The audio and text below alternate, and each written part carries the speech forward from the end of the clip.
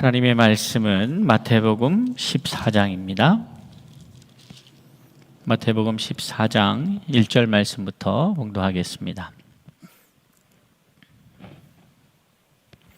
마태복음 14장 1절 말씀부터 봉독합니다.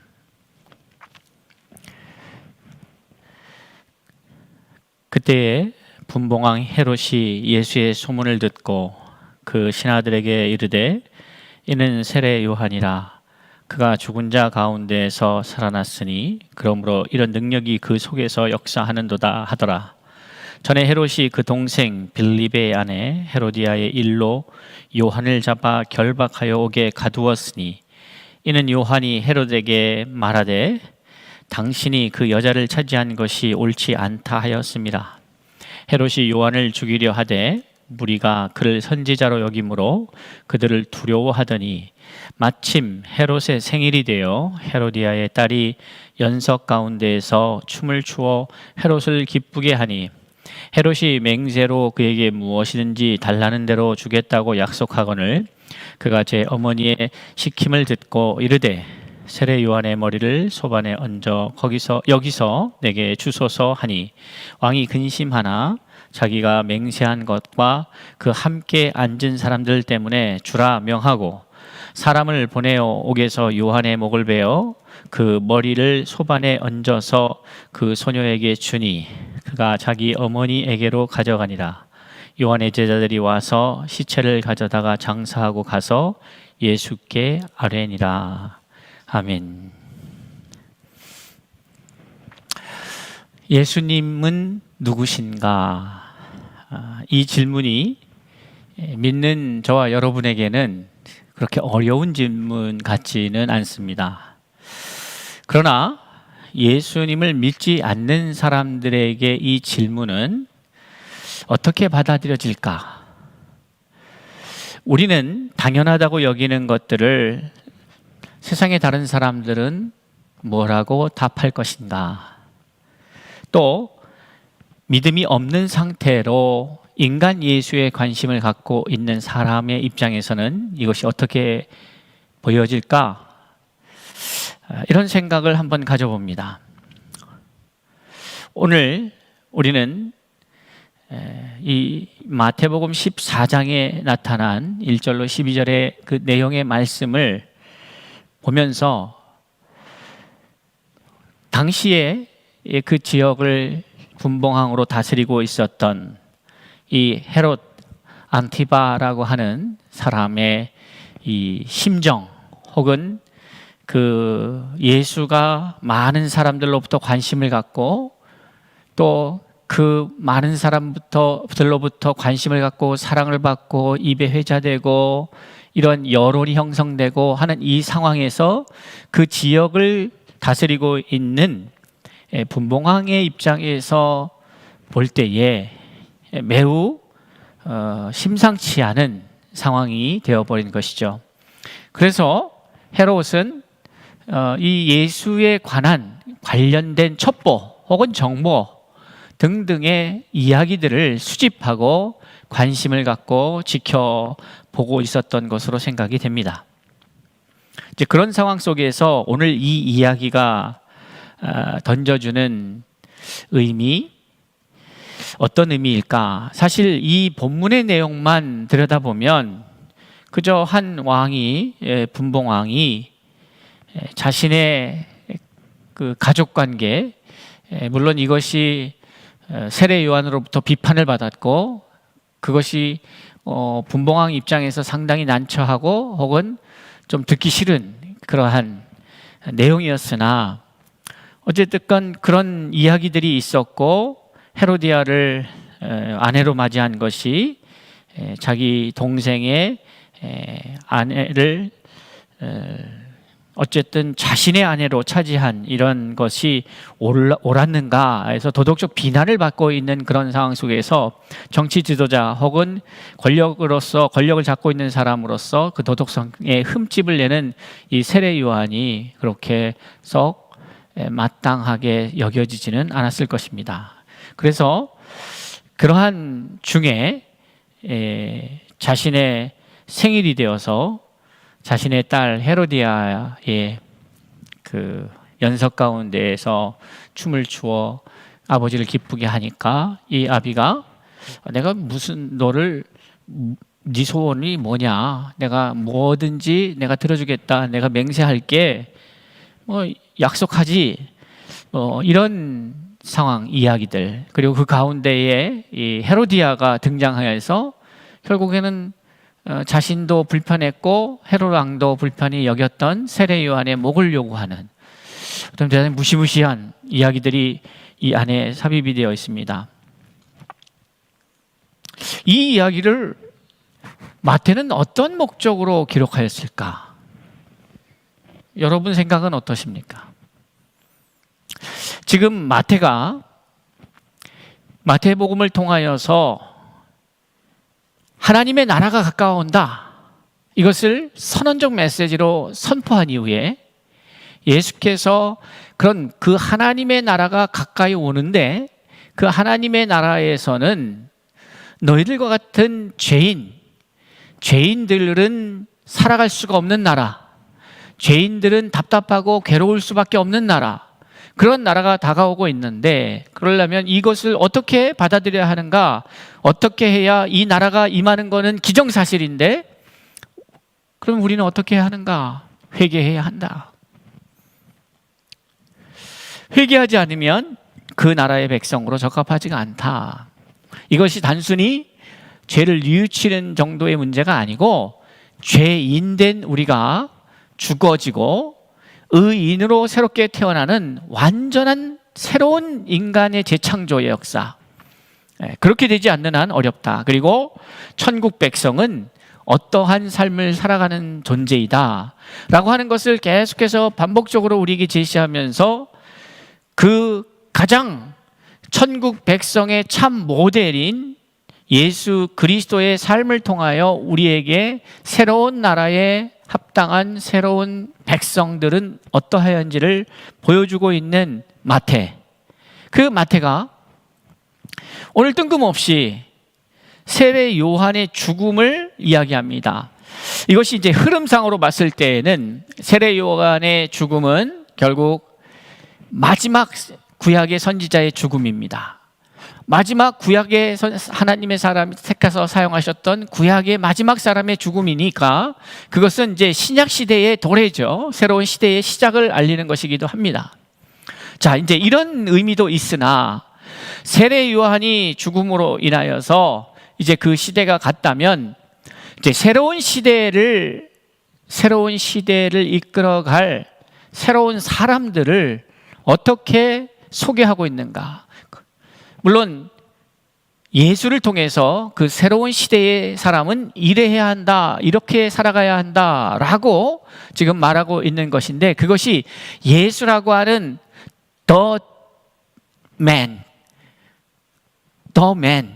그 예수라고 하는 그 한 사람의 문제인가? 그 한 사람의 영웅의 문제인가?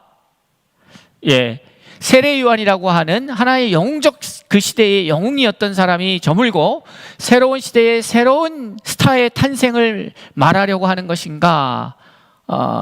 이러한 문제를 이러한 측면에서 한번 이 이야기를 살펴보면 어떻게 진행이 될까요?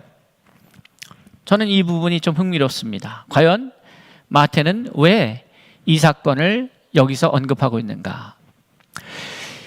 이 내용이 누가복음 9장에 고스란히 동일한 내용이 기록되어 있습니다. 근데 우리가 잘 아는 바와 같이 이 마태는 여러 가지 예수님의 일대기를 자신의 의도에 의해서 편집하여서, 그러니까 이 1장의 이야기가 2장의 이야기보다 앞선다. 물론 그렇죠. 제 포인트는 장수가 앞선다고 해서 꼭 먼저 일어났던 일인가, 이 순서대로 가는 건가? 마태복음은 그렇지가 않습니다. 그러나 누가복음은 다른 복음서에 비하면 연대기적인 의미가 있죠. 그러니까 누가복음의 사건을 들여다보면 마태의 이 어떻게 보면은 흐름상, 어떤 흐름상의 의미로 찾아봤을 때에는 분명히 특별한 메시지가 있을 법한 타이밍에 이 이야기가 언급되고 있다라고 하는 것을 우리가 알 수 있다는 것이죠. 이 누가복음 9장에 가면 9장 1절은 이렇게 시작합니다. 예수께서 12제자를 불러 모으사 모든 귀신을 제어하며 병을 고치는 능력과 권위를 주시고, 우리가 잘 아는 바와 같이 예수님께서 12제자를 불러서 그들에게 병을 고치는 능력을 주시고 귀신을 제어하는 능력을 주셔서 실질적인 전도 여행을 떠나게 하는, 그러한 그동안 보고 배우고 듣고 한 것을 실질적으로 나가서 실습을 하는 그러한 장면이 누가복음 9장 1절 이하에 소개되고 있습니다. 그리고 누가복음 9장 10절은 사도들이 돌아와 이렇게 말하고 있어요. 그러니까 누가복음 9장 1절 이하에서부터 시작된 이야기가 이제 그렇게 파송이 돼서 뭐 어떻게 해야 되는지 이 디렉션을 하나님 예수님께서 주시죠. 그리고 6절은 제자들이 나가서 각 마을에 두루다니며 곳곳에 복음을 전하며 병을 고치더라, 이런 어떠한 일을 했는지가 기록되어 있습니다. 그리고 이게 10절로 넘어가요. 10절로 넘어가서 사도들이 돌아와 자기 행한 모든 것을 예수께 여쭈니 이렇게 말씀하세요. 그러면 누가복음 9장 1절로 6절까지의 말씀과 그것이 이 파송하시고 어떤 일을 제자들에게 명령하셨고 어떤 권위를 주셨고 어떠한 일들이 일어날 것을 갖다가 예측할 수 있고, 그리고 그 말씀대로 실행하였던 6절의 말씀, 그리고 10절로 넘어가서 다시 돌아와서 보고하는 말씀을 보는데, 그 중간에 7절, 8절, 9절이 다른 이야기가 살짝 언급되고 있다는 거죠. 병을 고치더라 하고서는 7절에 분봉왕 헤롯이 이 모든 일을 듣고 심히 당황하니 이는 어떤 사람은 하면서 이 7절, 8절, 9절의 이야기가 나옵니다. 그리고 우리가 다시 마태복음 14장으로 가면 그 이야기는 이 마태복음 14장 1절, 2절 요 이야기를 하고 있는 시점보다 뒤에 언급되고 있는 어떻게 해서 세례 요한이 죽게 됐는지의 이야기는 훨씬 앞에 일어난 이야기죠. 그러니까 이걸 회상하면서 지금 헤롯은 제자들이 막 예수님뿐만이 아니라 예수님에 대한 첩보를 수집하고 정보를 동원해서 수집해서 예수가 어떤 일들을 벌이고 있는지 주목하고 있는 거예요. 지금 거기에 누가 하나 붙어서 계속 정보를 수집하겠죠. 그 얘기를 들어보니까 이제 예수만 능력이 나타나고 한 게 아니라 예수의 제자들이 파송받아서 막 능력이 나타난다니 이 모든 이야기들을 다 듣고 있는 거예요. 그래서 이 모든 일을 듣고라고 하는 의미 속에는 단순히 누가복음 9장 7절에 이 모든 일을 듣고의 의미 속에는 단순히 단편적으로 앞에 1절부터 6절 12명의 행적에 관한 보고만을 의미하는 것이라기보다는 그동안에 해왔던 예수와 관련된 모든 일들을 의미하는 것이 더 맞다, 이렇게 보여집니다. 어쨌든 그 앞에 것도 포함되는 얘기입니다. 1절로 6절의 이야기가, 누가복음 9장 1절로 6절의 이야기가. 자, 이제 그렇게 이 이야기가 어떠한 시점에서 마태가 지금 이것을 여기 중간에 내용을 삽입하였는가를 지금 제가 말씀드리고 있는 것이죠. 그러니까 갑자기 14장 1절에서 이야기하는 거예요. 갑자기 이 이야기가 나오는 거예요. 그 앞에 예수께서 이런 저런 이야기를 하면서 고향에서는 배척을 받지 않은 데가 없다, 선지자가 그런 얘기하시고 그들이 믿지 않음으로 말미암아 그 나사렛에서는 많은 능력을 행하지 아니하셨다, 이렇게 하다가 갑자기 이제 이 이야기가 나오는 거죠. 그리고 13절에 오병이의 역사가 일어납니다. 자, 앞에 여러 가지 이야기를 했는데 이제 그러면 이제 본론으로 들어가서 한번 생각해 봅시다. 마태는 도대체 무슨 얘기를 하는 걸까요? 지금 마태는 세례 요한이 어떻게 죽었는지를 지금 이야기하고 싶은 걸까요?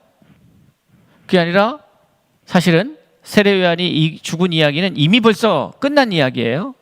그러니까 다시 그 이야기를 끄집어내는 거예요. 지금 과거에 있었던 일을 다시 끄집어내서. 그런데 과거에 세례 요한이 어떻게 죽었는지를 끄집어내는 이유는 뭐냐면 사람들이 이 사람 세례 요한 아니야? 라는 이야기를 하니까 그런 거죠. 그러니까 이 사람이 세례 요한이 아니야 라고 하는 이유가 뭡니까?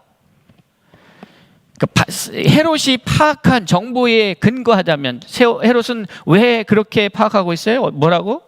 신하들에게 이르되 이는 세례 요한이라 그가 죽은 자 가운데서 살아났으니 그러므로 이런 능력이 그 속에서 역사하는도다. 그러니까 예수가 능력을 행하는 거 보니까 이게 세례 요한의 능력과 같고 세례 요한 아닌가 하는 이제 보고가 올라간 거죠. 헤롯이 부리는 사람들이 정보를 막 수집해 갖고는 헤롯한테 이렇게 보고했는데 세례 요한이라고도 하고요, 뭐 엘리야라고도 하고요, 예레미야라고 뭐 구약의 선지자 중에 한 사람이라고도 하고요, 뭐 이런 시중에서 이렇게 이야기되고는 이야기들을 모아서 보고를 합니다. 왜? 야, 세례 요한 내가 죽였는데, 근데 세례 요한 같이요 능력을 행하고요, 뭐 이런 얘기를 하는 거예요. 자, 만약에 여러분이 이런 정보들이 수집이 되고 그랬다면은 여러분들은 어떤 생각을 하실 것 같으십니까? 이 상황에 대해서 여러분이 판단한다면 도대체 이 의미가 어떤 의미일까? 저는 오늘 이야기하고 싶은 게 이거예요. 마태는 끊임없이 처음부터 끝까지 하나님의 나라에 대한 이야기를 하면서 하나님 나라의 백성이 어떠한지에 대한 완벽한 하나님 나라의 사람, 하나님의 사람인 예수를 통해서 하나님의 백성, 하나님의 사람은 어떻게 되어져 가는가, 그리고 그 과정은 어떠한가, 그리고 그러한 하나님의 사람은 똑같은 하나님의 사람이 아니었을 때도 살았던 그 팔레스타인에, 갈릴리 호숫가에, 또 나사렛 지역에, 가버나움에, 또는 사마리아에, 또는 예루살렘에 등등 내가 예수를 믿기 전에, 만나기 전에도 늘 걸었던, 생활했던 그 시대이지만 예수를 믿고 나서는 어떻게 달라지는가, 이제 그 이야기를 하고 싶은데, 그러면서 역사 속에 다시 한번 세례 요한의 시대, 그러니까 세례 요한 한 사람이 죽었다는 의미보다도 더 중요한 게 뭐냐면 이제 세례 요한의 시대가 갔다는 것을 얘기하는 거예요. 근데 그 세례 요한의 시대의 의미 속에는 이런 거죠. 헤롯도 동일하게 그 시대의 사람인 거예요. 그런 의식의 사람. 자, 지금도 우리는 예수의 시대, 예수 이후의 시대, 초림의 주님이 오셨다가 이미 승천하셨고 이제 다시 오실 주님을 예비하는 시대에 살고 있으면서도 아직도 이 시대에 많은 예수를 믿는 사람들이 세례 요한의 세대, 이전의 세대에 묶여 살고 있는 사람들이 얼마나 많은가 하는 문제예요. 중요한 건 누가 어떻다냐의 문제가 아니라 여러분은 어떠냐의 말이죠. 나는 어떠냐. 예수는 새로운 시대를 열어셔서 그 새로운 시대에 맞는 하나님의 사람은 어떠한지를 지금 우리에게 계속해서 마태를 통하여 이야기하고 있는데, 마태는 이 이야기가 진행되다가 잠시 멈춰서 구약의 시대의 관점, 구약의 사람, 그 세례 요한이 이제 갔다 말이에요. 이제 끝났어요. 이제는 예수의 시대가 왔어요.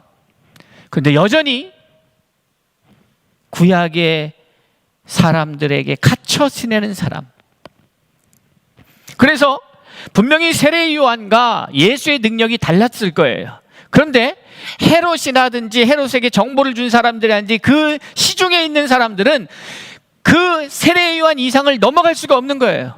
그러니까 예수를 설명할 때에 예수는 그냥 예수인데, 예수는 새로운 시대상이었고, 예수는 새로운 인물이었고, 예수는 한 번도 이 땅 가운데에서 경험할 수 없었던 사람의 모습, 그리고 이 땅에 앞서갔던 어떠한 어떠한 시대의 사람도 비교 불가한 사람. 네? 이해가 되십니까? 그런 사람, 그런 분인 거예요.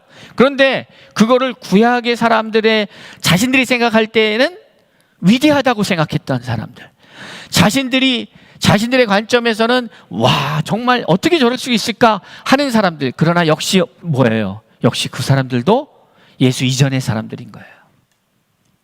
뭐 다르지 않아요. 엘리야도, 엘리사도, 모세도, 누구도 어찌됐건 그 사람들은 뭐예요? 예수님이 뭐라 그랬어요?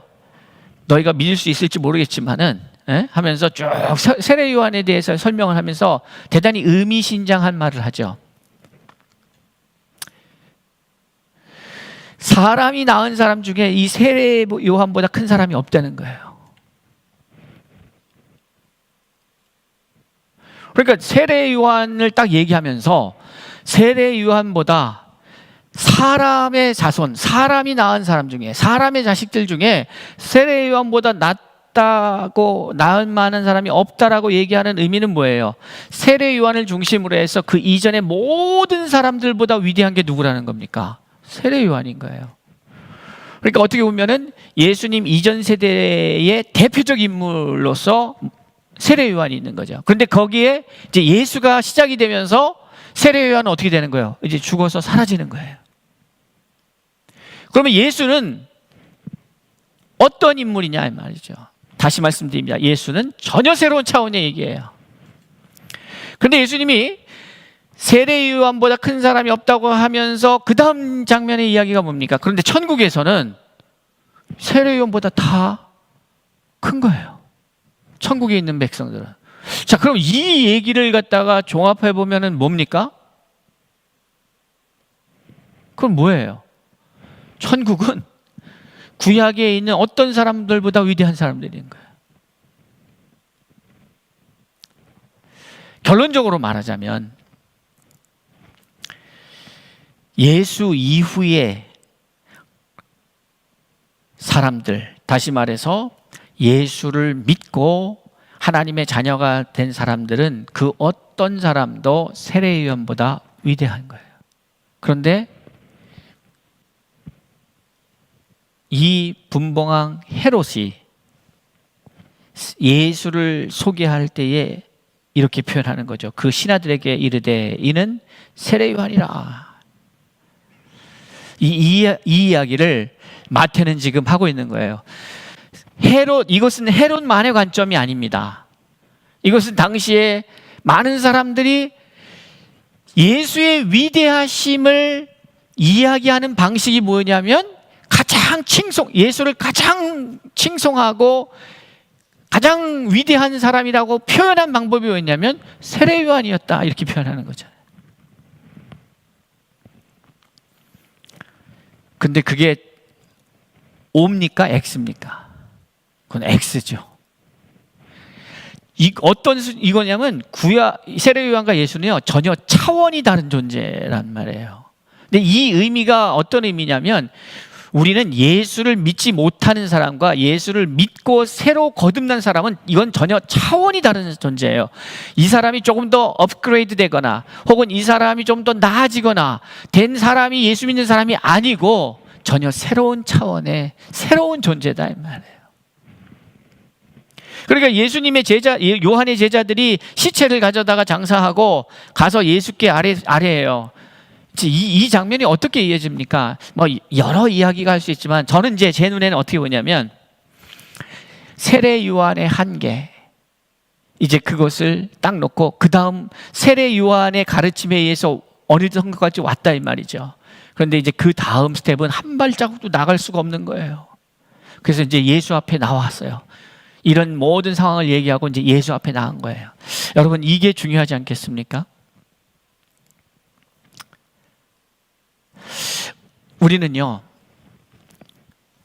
우리의 인생을 살아가면서 예수를 믿으면서도 여전히 구약의 사람들처럼 어떻게 이 상황을 벗어날까, 어떻게 코로나 위기를 벗어날까, 어떻게 이러한 교회의 위기를 벗어날 수 있을까를 구약의 사람들처럼 최선을 다해서 열심히 뭔가 하고 뭔가 돌파구를 찾으려고 하고 막 하고 있어요. 그런데 죄송하지만 그건 답이 없습니다.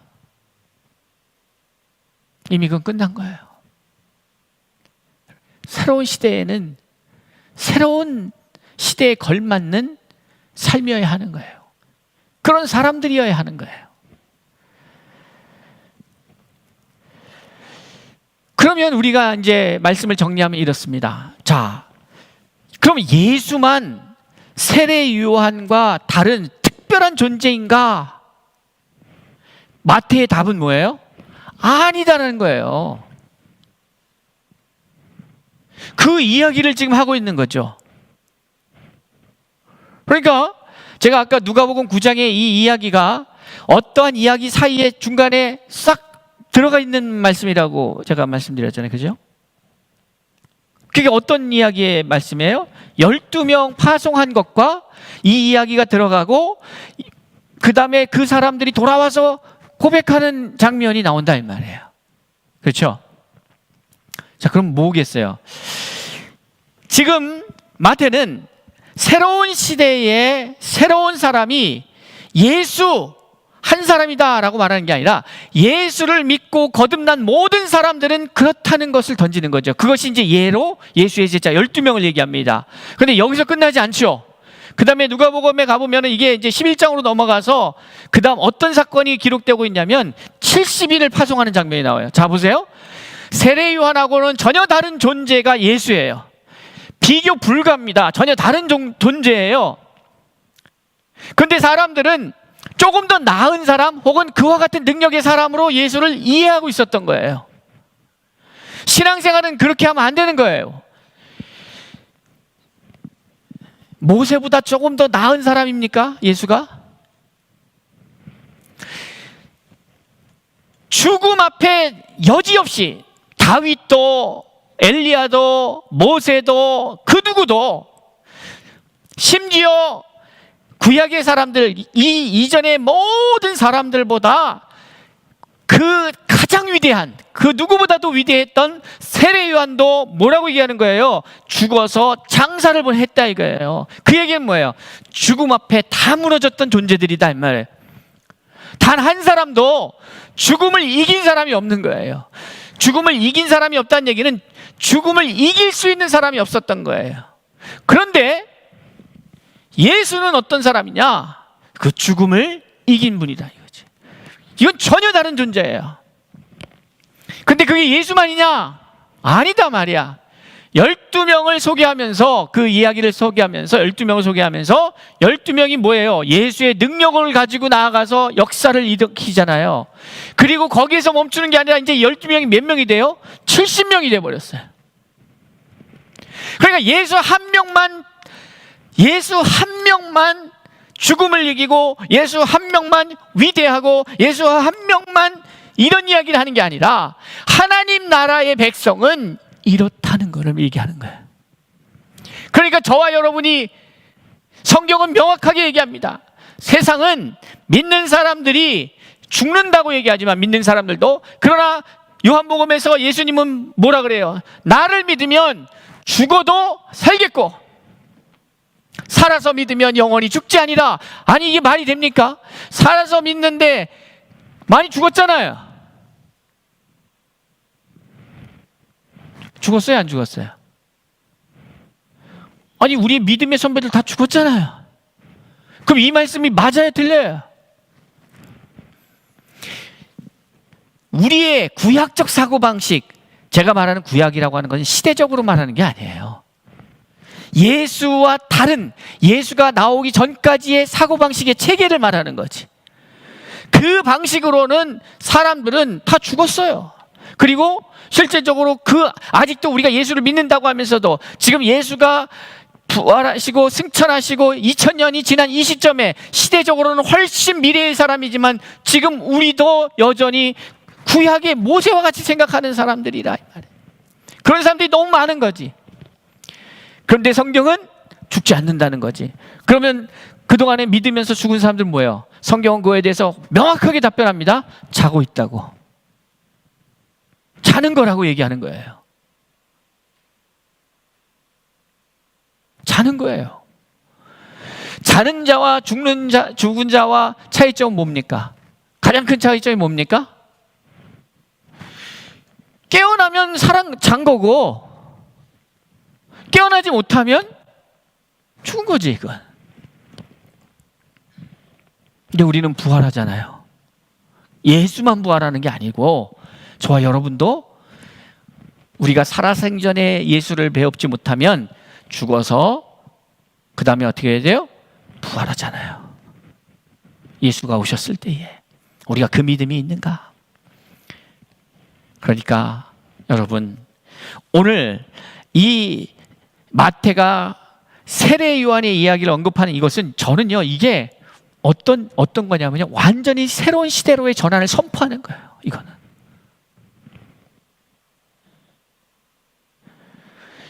예수의 기적을 보면서도 세례 요한에 갇혀 있는 거지.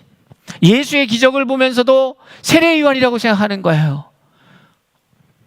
같은 개념이에요. 그거는 벗어나질 못해. 우리가 지금도 마찬가지예요. 지금을 예수를 믿는다고 하면서도 그런 차원의 예수를 믿는 거예요. 열심히 믿고 뭐 좀 더 묵상하고 뭐 하고 성경 보고 하는데 다 좋아요. 다 하는데 의식은 여전히 그 영적 의식 수준은 뭐냐면 세례 요한에 갇혀 있는 거지. 세례 요한이 얼마나 열심히 했겠어요, 사역을. 그런데 세례 요한과 예수는 전혀 차원이 다른 이야기다 하는 것을 우리가 어떻게 이해할 수 있을까? 그거를 마태는 이 사건을 통해서 얘기하고 있는 거죠. 세례 요한은 죽음을 이기지 못한 존재예요. 아무리 능력이 많아도. 그런데 저와 여러분은 어떤 존재예요? 죽음을 이긴 존재예요. 죽음을 이겼다니까요? 무슨 말이에요? 우리가 예수 그리스도를 믿으면 우리는 생명의 부활로 우리가 다시 부활할 줄로 우리는 믿잖아요. 그게 복음이잖아요. 그게 사실이잖아요. 그렇다면 우리는 세례 요한과 같은 수준의 종자가 아니죠. 우리는.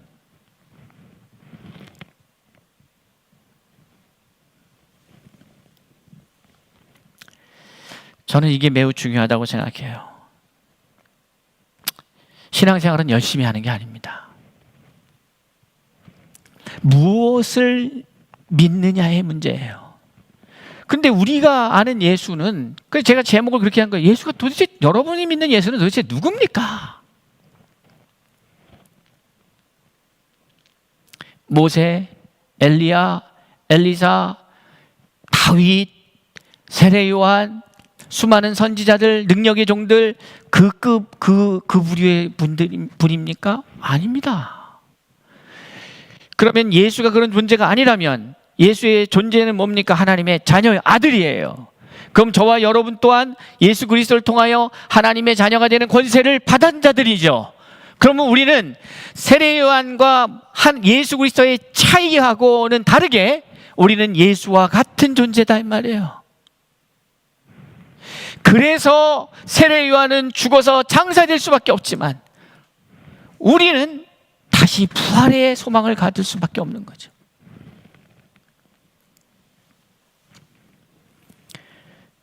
그리고 나서 이제 오병이의 역사가 다음 주에 옵니다. 기대하십시오. 다음 주에 이야기를.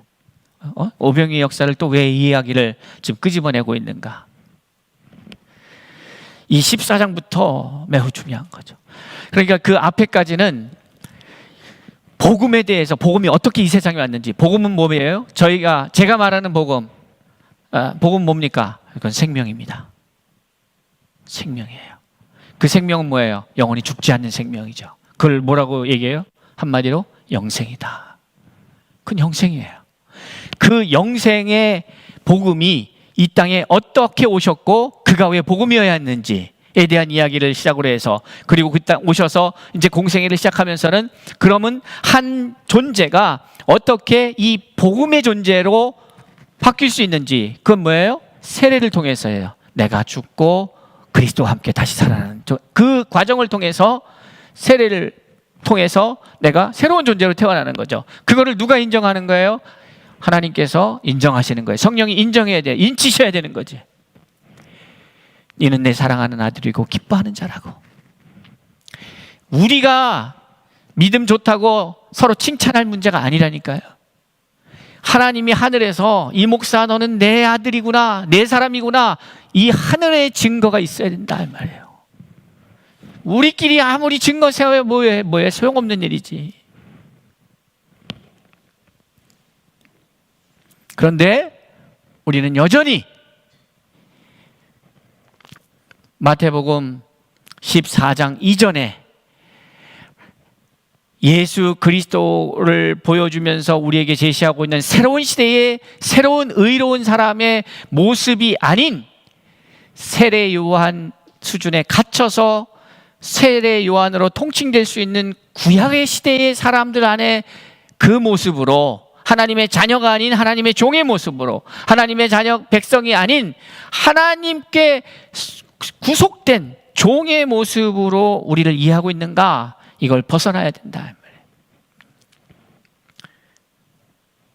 깨달은 것을 내 안에 이루어야 그것이 나의 것이 됩니다. 사랑하는 성도 여러분, 헤롯은 예수를 대단히 궁금하게 생각했어요. 그래서 그 뒷조사를 통해서, 이런저런 관심을 통해서 예수에 대한 정보들을 수집하고, 그리고 결론적으로 그가 그 정보 중에 하나인, 이게 세례 요한이구나. 왜 그가 세례 요한이냐? 그런데 왜냐하면 그 사람 안에 세례 요한과 같은 능력이 있으니까, 이렇게 결론 지은 거죠, 헤롯은. 그런데 그러한 능력이 실제적으로 세례 요한도 능력을 행했으니까 이런 이야기가 나왔을 거 아니에요. 그런데 그 능력조차도 전혀 차원이 다른 능력인 것을 이제 뒤에 하나님의 사람들의 이야기, 그러니까 그거는 예수만 하는 게 아니라 예수를 믿고 구원받아 믿음 안에서 성장해서 말씀과 내가 하나 된 모든 사람들은 바로 그러한 사람이 된다는 것을 12명을 통해서, 이제 더 나아가 70명, 이제 거기까지 기록되어 있지만 이게 나중에는 어떻게 되는 거예요? 나중에 어떻게 돼요? 예수님의 그 다음 버전은 뭐겠어요? 모든 족속으로 가서 이렇게 가는 거죠. 제자를 삼아. 지금 12명도 사도 제자고 70인도 제자잖아요. 그런데 예수님이 뭐라 그러는 거예요? 모든 족속으로 가서 제자를 삼으라는 거예요. 그 얘기는 뭐가 되겠습니까? 그게 특별히 사도들만 아닙니다. 특별히 안수받은 사람만, 특별히 목사만, 특별히 아니에요.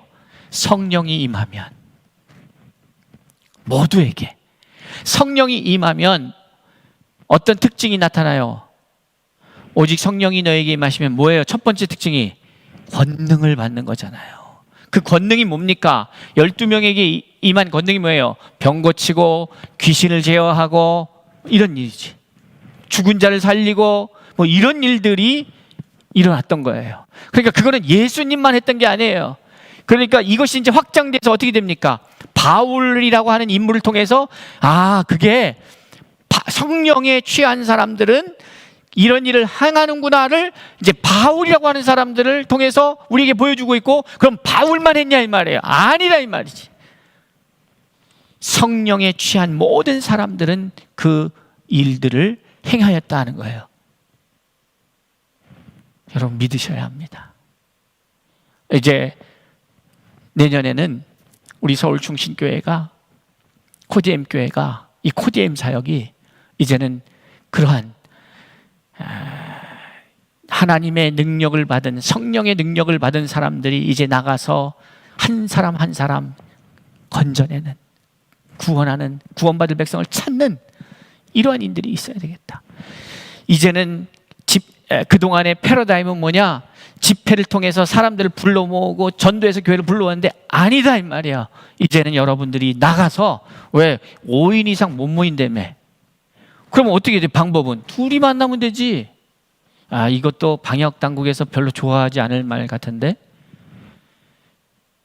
무슨 말이냐 하면요, 그냥 모아놓고 막 모아놓고 이런 거 하지 말고, 나 한 사람이 때를 얻든지 못 얻든지 사람을 만날 기회가 있으면, 지금이야 우리가 서로 조심하면서 방역을 최우선으로 해서 협조하고 해야 되겠지만, 상황이 좀 좋아지면 어떻게 해야 되는 거예요? 이제는 내가 한 사람을 만나서 때를 얻든지 못 얻든지, 남편을 만나서 집안 식구부터, 복음이라는 게 예수 믿고 구원받고 기독교라고 종교 안에 쓰라고 이런 얘기가 아니고, 그 능력이 세례 요한의 능력이 아니라, 구약의 하나님의 사람들의 능력이 아니라 예수의 능력, 성령의 능력이 내게 임하여서 능력의 사람이 되고, 이 능력을 힘입어서 내 옆에 있는 사람, 내 앞에 있는 사람, 내 좌우 앞뒤로 있는 사람들 만나는 그 누구에게도 이 복음을 전해야 된다.